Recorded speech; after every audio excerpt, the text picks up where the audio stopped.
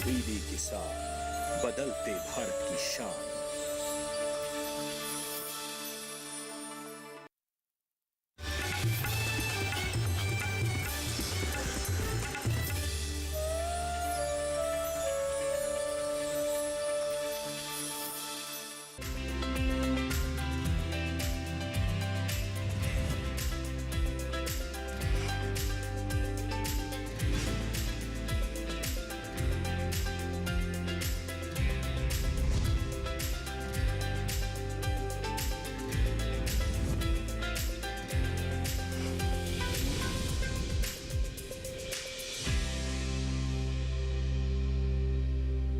नमस्कार, स्वागत है आपका सफल किसान में। मैं हूं अंजू सिंह। सफल किसान एक ऐसा कार्यक्रम है जिसके माध्यम से आप तक पहुंचती हैं किसानों की सफलता की कहानियां। ये वो किसान हैं जो कि पशुपालन, कृषि स्टार्टअप या फिर खेती के क्षेत्र में नई तकनीकों को अपना रहे हैं, नवाचार को अपना रहे हैं और सफलता की राह बना रहे हैं। इससे अन्य किसान भी प्रेरित हो रहे हैं और उनके लिए भी नए अवसर खुलकर सामने आ रहे हैं।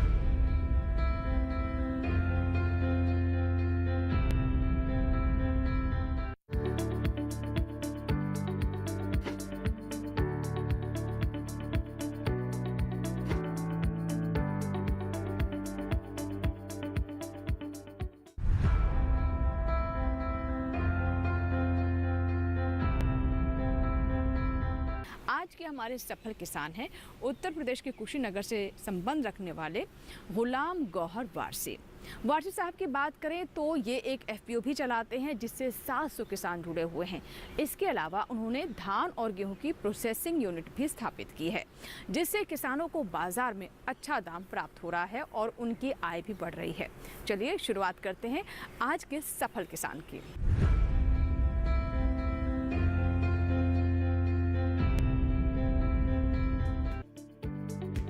उत्तर प्रदेश का कुशीनगर जिला बौद्ध धर्म के संस्थापक भगवान बुद्ध की निर्वाण स्थली के रूप में जाना जाता है, लेकिन आज यहाँ का किसान उत्पादक संगठन यानी एफपीओ का गठन कर प्रगति की ओर बढ़ रहा है। क्षेत्र में किसानों के उत्पादों का बेहतर दाम दिलाने और उनकी आय में बढ़ोतरी के लिए कुशीनगर जिले के तुमकोही ब्लॉक में गुलाम गौहर वारसी ने एफपीओ का गठन किया है।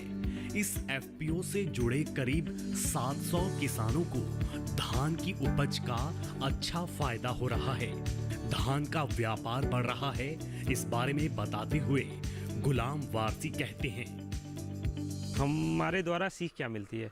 सबसे पहले जितने नौजवान हैं उनको हम बताना चाहते हैं कि don't be a job seeker, be a job giver. जो भी यंगस्टर है, नौजवान है, वो इस चीज़ का, स्कीम्स का बेनिफिट लेके छोटा मोटा उद्योग एग्रीकल्चर क्षेत्र में वो डाल सकता है। तो इससे अच्छा बेटर अपॉर्चुनिटी आपको एग्रीकल्चर और एग्रीकल्चर प्रोसेसिंग में आपको नहीं मिलेगा, क्योंकि एग्रीकल्चर हमारे देश की रीढ़ है और ये कभी भी जाएगी नहीं। 2 लाख, 5 लाख, 10 लाख अगर कोई भी वो काम करना चाहता है, छोटे मोटे उद्योग हो जाते हैं गाँव लेवल पर। एग्रीकल्चर से ज़्यादा, एग्रीकल्चर रिलेटेड 10-20 लाख से ज़्यादा आपकी पूंजी नहीं लगेगी। आप छोटा मोटा उद्योग करके 10-15 आदमी को आप नौकरी भी दे सकते हैं और अपना भी रोजी रोटी चला सकते हैं इससे। तो इतना तो हमारा रहेगा कि आप कम से कम उद्योग की तरफ बढ़िए और खासकर कृषि रिलेटेड उद्योग जितने हैं।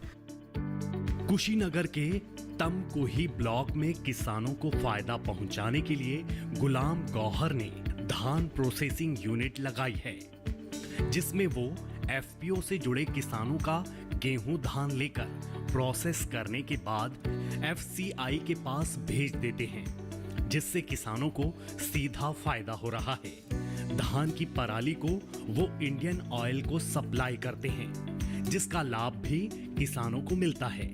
पराली से इंडियन ऑयल गैस आदि बनाती है। पराली का पैसा किसानों को दिया जाता है। पराली प्रबंधन के लिए इंडियन ऑयल ने एफपीओ को ट्रैक्टर आदि उपलब्ध कराए हैं। इस बारे में गुलाम वारसी बताते हैं कि कृषि विभाग के अधिकारी अगर सहयोग ना करते तो उनका एफपीओ आज इस मुकाम पर नहीं होता। किसी भी उत्पाद का अगर सही दाम मिले तो किसान के चेहरे पर खुशहाली आती है। किसानों के चेहरों पर खुशहाली लाने के लिए गुलाम गौहर वारसी ने धान की प्रोसेसिंग के लिए 6-7 मशीनें लगा रखी हैं, जिससे अलग अलग क्वालिटी के चावल मिलते हैं। इनको वे FCI के बोरों में भरकर FCI को देते हैं और FCI उन्हें इसका भुगतान कर देती है। काम को आगे बढ़ाने के लिए वो FPO की मीटिंग में चर्चा करते हैं। नाबार्ड का एक जीरो बजट नेचुरल फार्मिंग का प्रोजेक्ट चल रहा था, जिसमें हमारे इसी कैंपस में ये लगा हुआ था। उसके बारे में कुछ डिस्कशन हो रहा था। मैं यहाँ से गुजर रहा था तो एज अ किसान यहाँ पे पार्टिसिपेट करने का मौका मिला, जिस पे मैंने चीज़ों को गहनता से समझा कि क्या कहना चाह रहे हैं। तो नेचुरल फार्मिंग की बात हो रही थी, जैविक फार्मिंग की बात हो रही थी। कुछ सर्च वगैरह किया तो जानकारी मिली कि काला नमक धान अपने यहाँ GI टैग्ड एरिया है, यहीं पे हो सकता है। तो चर्चा के दौरान ही जब मैं अपने DDM सर से बात कर रहा था मीटिंग में, तो उन्होंने सजेस्ट किया कि क्यों ना आगे किसान मिलकर एक FPO बना लें। तो FPO का कॉन्सेप्ट पहली बार दिमाग में आया, आदमी ने उसे सोचा समझा। तो नाबार्ड के DDM सर के सहयोग से, उनके मार्गदर्शन में नाबार्ड ने यहाँ पे सेंट्रल सेक्टर स्कीम योजना के अंतर्गत, जो भारत सरकार की योजना है, जिसमें 10,000 FPO का गठन होना था, तो कप्तानगंज ब्लॉक का ऑथराइज जो है FPO बना हमारा, जिसमें हमने मुख्य उत्पाद के रूप में काला नमक धान को चुना। काला नमक धान को करने में हमारे चौधरी सर का बड़ा सहयोग रहा। उनसे हम लोगों ने बीज लेके किसानों में बांटा, यहाँ पर लोगों को समझाया किस तरह से जैविक करना है। लोगों के खेतों में जा के शुरू में हम लोगों ने पूरा उनको गाइड किया कि जीवामृत बीजामृत कैसे देना है। FPO के काम को आगे बढ़ाने के लिए गुलाम सीड प्रोसेसिंग और मिलेट पर फोकस कर रहे हैं। गुलाम कहते हैं कि भारत में FPO का कॉन्सेप्ट नया है, लेकिन इसे आगे बढ़ाने में कृषि से जुड़े हर विभाग सहयोग कर रहे हैं। नाबार्ड भी किसानों को ट्रेनिंग देकर जागरूक कर रहा है। FPO CSS नाबार्ड द्वारा संचालित होता है। ये किसानों का एक संगठन होता है, जिसमें कुछ भूमिहीन, कुछ बड़े किसान, कुछ छोटे किसान, सबको लिया जाता है और इनसे उत्पाद कराया जाता है। इनके उत्पाद को लेकर के FPO बल्क में लेकर के मार्केटिंग करती है, जिससे सारे मेंबर को ज़्यादा से ज़्यादा लाभ मिले। और हमारा धान से हम लोग ये चावल को लेकर के प्रोसेसिंग कराते हैं। कुछ मेंबर होते हैं या कुछ महिलाएं होती हैं, जिससे हम लोग उनको प्रोसेस के रूप में ये उसमें से भूसी या उसके दाने हटवाते हैं, साफ़ करवाते हैं। उसको पैकेजिंग करके हम लोग मार्केटिंग का काम करते हैं। कुछ आउट ऑफ यूपी भी होता है, कुछ यूपी भी होता है, कुछ अपने मंडल में भी होता है, कुछ गांव में भी होता है। किसानों की दशा सुधारने में FPO ने काफी प्रभावी भूमिका निभाई है। ऐसे में नव युवकों को रोजगार लेने वाला ना बनकर रोजगार देने वाला बनना चाहिए। इसमें FPO का गठन कर युवाओं को कृषि क्षेत्र से जुड़ा उद्योग लगाकर आगे बढ़ना चाहिए। आज के दौर में किसानों की दशा सुधारने में FPO काफी प्रभावी भूमिका निभा रही है। किसान इसके माध्यम से प्रगति की ओर बढ़ सकते हैं। कृषि विज्ञान केंद्र के प्रयासों से 10,000 FPO के गठन का लक्ष्य निर्धारित किया गया है, जिससे किसान अपने उत्पादों का बेहतर दाम प्राप्त कर सके। ऐसे में युवा किसान उत्पादक संगठन का गठन कर बेहतर कर सकते हैं।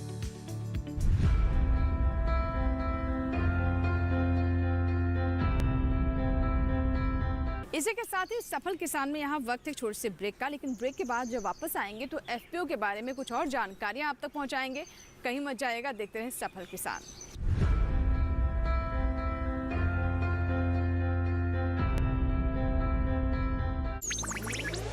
डिजिटल बैंकिंग का है जमाना, टाइम है बचाना। डिजिटल बैंकिंग है आसान, करो चाहे कोई भुगतान, एनी टाइम एनीवेयर, सेफ है, फास्ट है, हर पेमेंट उंगलियों पे सेट है। लेन देन के हैं ऑप्शंस कई, IMPS, NEFT, UPI भी। 24 घंटे करते ये काम, पेमेंट आसान और रहे आराम। RBI कहता है जानकार बनिए, सतर्क रहिए।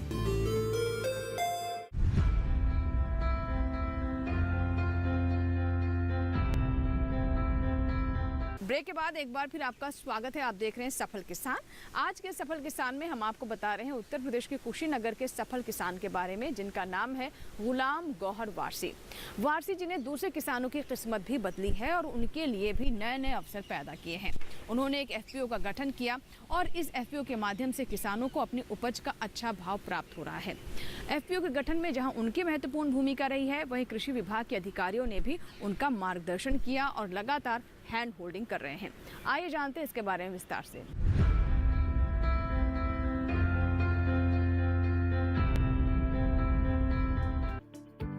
भारत कृषि प्रधान देश है, लेकिन आज का युवा खेती किसानी की ओर ज्यादा ध्यान न देकर रोजगार की तलाश में भाग रहा है। इस स्थिति को देखते हुए युवाओं को कृषि की ओर मोड़ने के लिए लगातार प्रयास किए जा रहे हैं। किसान उत्पादक संगठनों यानी FPO का गठन भी इसी प्रयास का एक हिस्सा है। युवा FPO का गठन कर न केवल अपना बल्कि क्षेत्र के किसानों को लाभान्वित कर सकते हैं। कुशीनगर के उप कृषि निदेशक आशीष कुमार वारसी जी के HDM Warsi farmer producer company limited का उदाहरण देते हुए बताते हैं कि कृषि विभाग हमेशा किसानों के लिए तत्पर रहता है।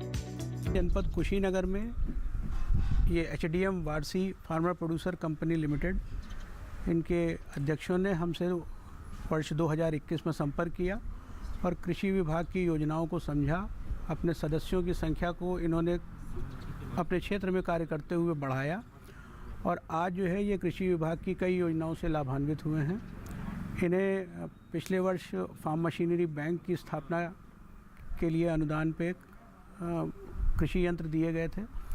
उसके बाद इस वर्ष गोरखपुर में धुरिया पार में इंडियन ऑयल के कंप्रेस्ड बायोगैस प्लांट में पराली को एग्रीगेट करने के लिए एग्रीगेटर के रूप में इनका चयन कुशीनगर जनपद में हुआ और इसके साथ ही जो है अपने ये गांव में रहते हुए अपने गांव के लोगों के बीच में ही कार्य करते हुए दिन रात प्रगति कर रहे हैं। खेतों में लगी फसल का बेहतर लाभ मिलने से किसान उत्साहित होता है। FPO के माध्यम से किसानों की आय में बढ़ोतरी हो रही है। कृषि विभाग की मदद से फाजिल नगर में लगी प्रोसेसिंग यूनिट से क्षेत्र के किसानों की आय बढ़ी है। इस बारे में कृषि विभाग के अधिकारी कहते हैं कि FPO आय दोगुनी करने का सशक्त माध्यम बन रहा है। अभी एक प्रोसेसिंग जो FPO के माध्यम से जो फार्मर प्रोड्यूसर ऑर्गेनाइजेशन है, इसमें सबसे बड़ा ये है लाभ है इसका कि जो किसान जनरली यहाँ पे धान, गेहूँ, गन्ना, सब्जी इत्यादि फसलें करते हैं, उसमें धान का जो सबसे बहुतायत एरिया में लगभग कुशीनगर डिस्ट्रिक्ट में 1,20,000 हेक्टेयर एरिया में धान का उत्पादन किया जाता है।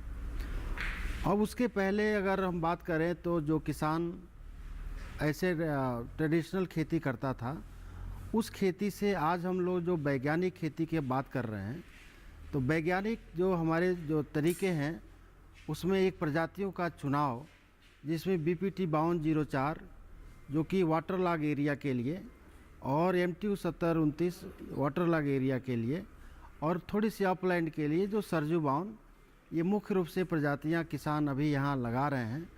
और इस FPO के माध्यम से प्रोसेसिंग प्लांट बैठ जाने के वजह से बहुत सारे FPO में जो हमारे किसान हैं वो जुड़े हुए हैं और इस कार्य को कंधे से कंधे से मिला के कार्य को पूर्ण करने में अपनी सहभागिता निभा रहे हैं।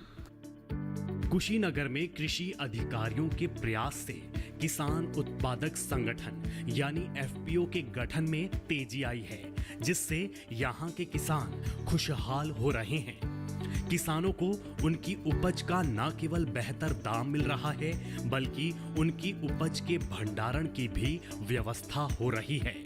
किसानों की दिशा और दशा दोनों बदल रही है। FPO किसानों की जिंदगी में बदलाव ला रहा है। ऐसे में युवा भी FPO गठन का प्रयास कर गांव से लेकर देश तक खुशहाल बना सकते हैं।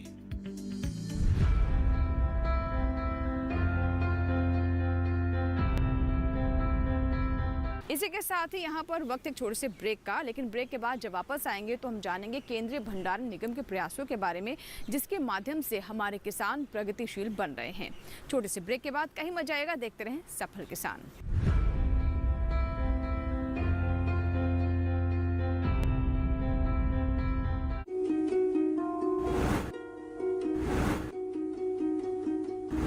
शहर और गांव में पुरुषों के वर्चस्व को तोड़ती, जिम्मेदारियों के बोझ से दबती और परिवार की खातिर अपने ख्वाबों को भूलती महिलाओं की मनोदशा पर एक विशेष कार्यक्रम। महिलाओं में मानसिक और शारीरिक स्वास्थ्य की चुनौतियां, एक जागरूकता।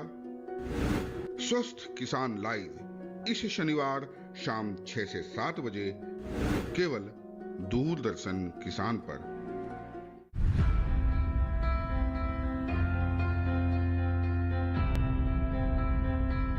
ब्रेक के बाद एक बार फिर आपका स्वागत है। आप देख रहे हैं सफल किसान। आइए अब आपको लेकर चलते हैं केंद्रीय भंडारण निगम के अधिकारी के पास और जानते हैं कि किसानों के उत्पादों को कैसे सुरक्षित तरीके से भंडारित किया जा रहा है, यानी उन तक भंडारण की सुविधा पहुंचाई जा रही है। जी हाँ, ये बहुत महत्वपूर्ण है कि किसानों को भंडारण की अच्छी और नई तकनीक से जुड़ी हुई सुविधाएं मुहैया कराई जाए, ताकि उनके उत्पाद खराब ना हो और उसके अच्छे दाम भी उन्हें प्राप्त हो सके।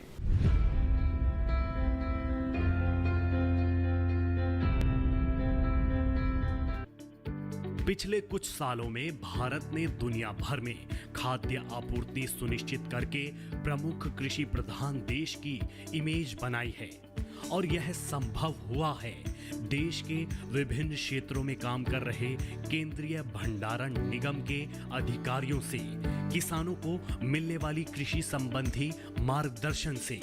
केंद्रीय भंडारण निगम ने किसानों के उत्पादों को सुरक्षित रखने के साथ उनकी पैकेजिंग पर भी ध्यान केंद्रित किया है, जिससे किसानों को उनकी उपज का सही दाम मिल रहा है और उनकी आय में लगातार बढ़ोतरी हो रही है।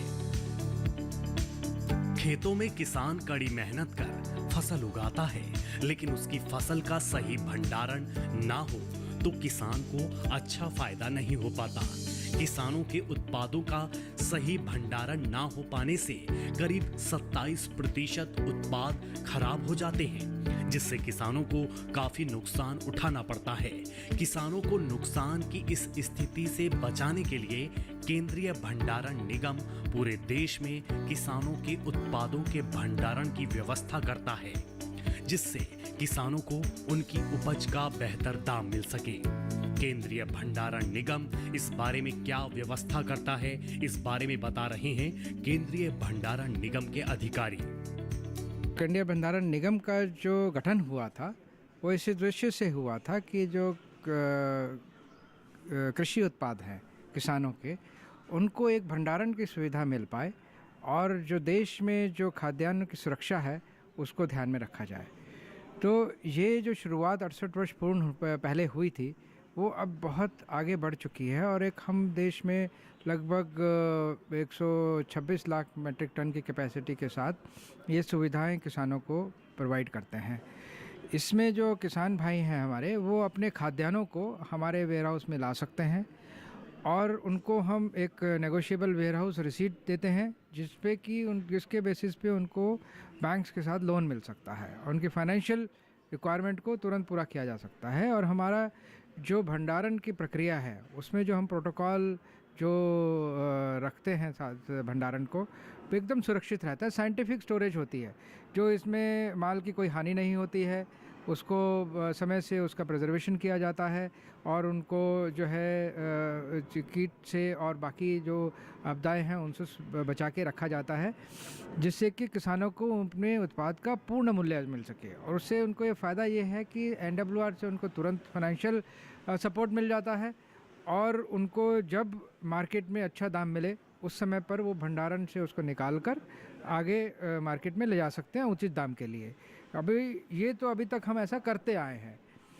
अब हम उसको और आगे बढ़ाना चाह रहे हैं, जिसमें कि हम उनके उत्पाद को जो उनकी ग्रेडिंग करनी है, उनकी सॉर्टिंग करनी है, उनके जो पैकेजिंग करनी है, जिससे कि उनका जो माल है उनका हर ग्रेड के माल को उचित दाम मिले और वो मार्केट रेडी रहो उनके उत्पाद से मार्केट में जाने के लिए। तो ये एक सुविधाएं अभी हम जो हैं किसानों के लिए आगे बढ़कर क्रिएट कर रहे हैं। कृषि के क्षेत्र में क्रांतिकारी बदलाव लाने के लिए एफपीओ यानी किसान उत्पादक संगठन की अवधारणा बनाई है। इस संगठन में सदस्य किसान ही होते हैं। किसान उत्पादक संगठनों के पीछे अवधारणा यह है कि किसान जो कृषि उत्पादों के उत्पादक हैं समूह बना सकते हैं और भारतीय कंपनी अधिनियम के तहत खुद को पंजीकृत कर खेती से जुड़ी गतिविधियां जैसे फसल उत्पादन, विपणन, मार्केटिंग आदि कर सकते हैं। उत्तर प्रदेश के कुशीनगर में बनी इस एफपीओ से किसानों को लाभ हो रहा है।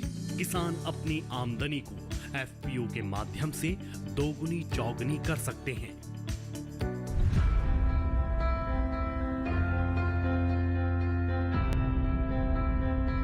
तो ये था हमारा आज का सफल किसान, जिसमें आपने जाना कि कैसे एफपीओ से हमारे किसानों की तकदीर बदल रही है, उनकी आय में वृद्धि हो रही है, नई तकनीक तक उनकी पहुंच बन रही है, साथ ही उन्हें अपनी उपज का अच्छा दाम लेने में भी मदद हो रही है। आशा करते हैं कि आज का सफल किसान आपको ज़रूर पसंद आया होगा।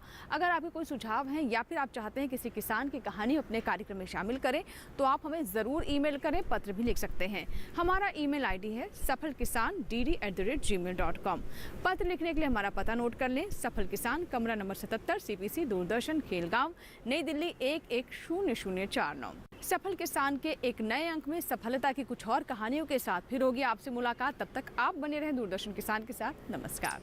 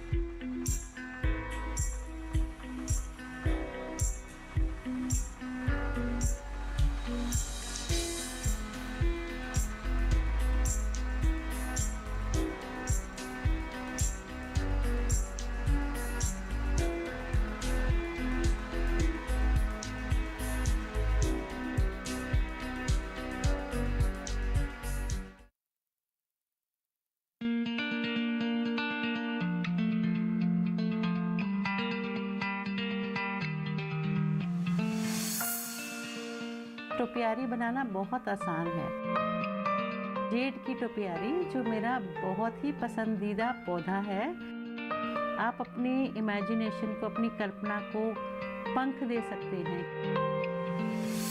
जेड प्लांट से कैसे बनाए खूबसूरत टोपियारी, जानने के लिए देखिए छत पर बागवानी कार्यक्रम 6 अप्रैल शनिवार सुबह 9 बजे दूरदर्शन किसान चैनल पर।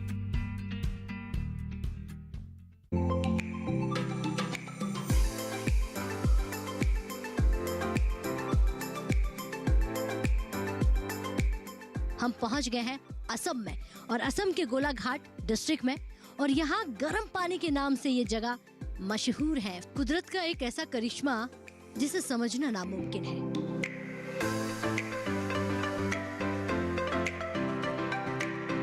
पहले से अभी तो ज़्यादा विकास होने लगा सब्जी का। किसान पूरा यहाँ का खुश है क्योंकि सब्जी उपलब्ध होता है, सब कुछ होता है, यहाँ का वारंटी होता है, से फायदा होता है। इससे मैं भी डीडी किसान देखता हूँ, यहाँ का सब कुछ का जानकारी लेता हूँ। Kaziranga national orchid and biodiversity park है और यहाँ पे जितने भी गांव के लोग हैं इस पार्क से जुड़े हुए हैं।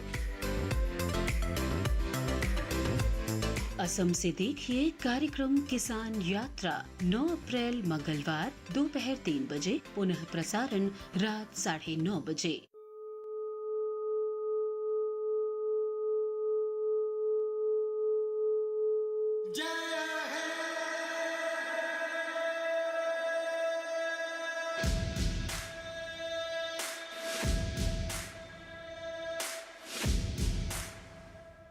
मैं भारत हूँ, भारत है मुझमें, मैं ताकत हूँ, ताकत है मुझमें, मैं भारत हूँ, भारत है मुझमें, मैं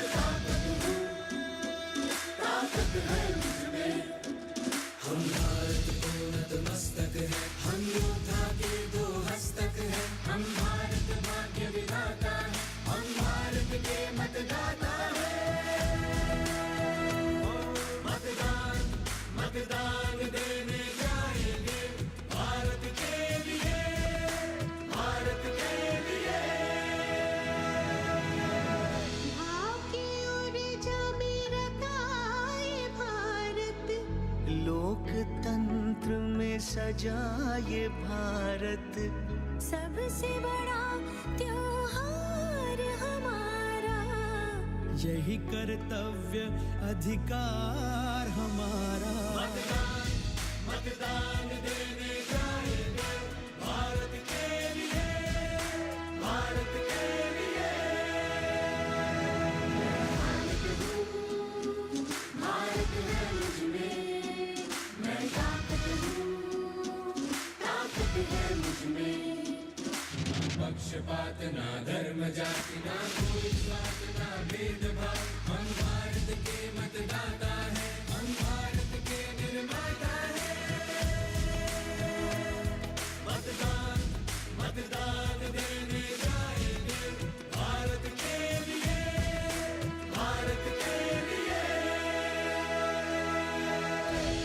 सुरों से सजाए जनमन, कई रंगों से बना तिरंगा, कई बोलियां कई भाषाएं, एक सूत्र में बंधी आशाएं। मतदान मतदान देने जाएंगे भारत के लिए, भारत के लिए।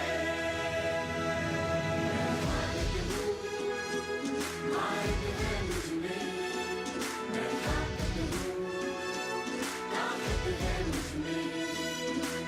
एक लक्ष्य है भारत के निर्माण का, एक वचन है सर्वधर्म सम्मान का, सर्वगुण भारत के संविधान का, वासुदेव कुटुंब के अभिमान का। मतदान मतदान देने जाएंगे भारत के लिए, भारत के लिए।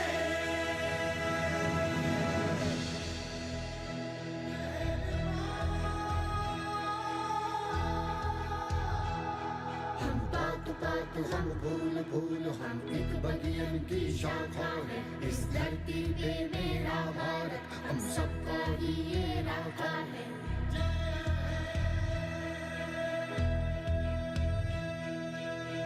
सत्यम भारत शिवम भारत, भक्ति भारत शक्ति भारत, रौनके बहारा गुलिस्तान भारत, हर जन का कल्याण भारत। मतदान मतदान देने जाएंगे भारत के लिए, भारत के लिए।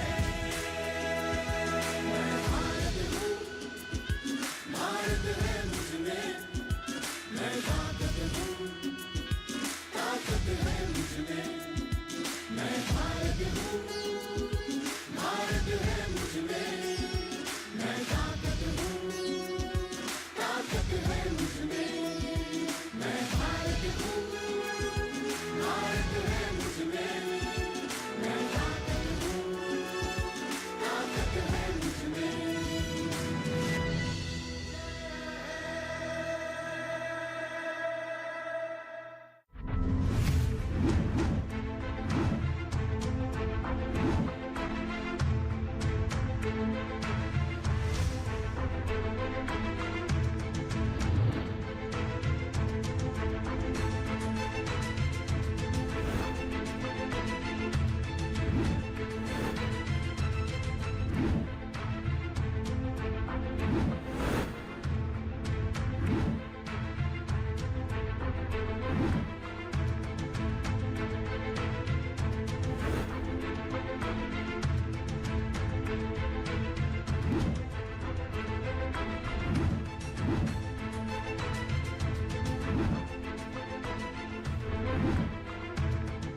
देखिए दूरदर्शन किसान पर सरकार आपके साथ, शनिवार रात 9 बजे।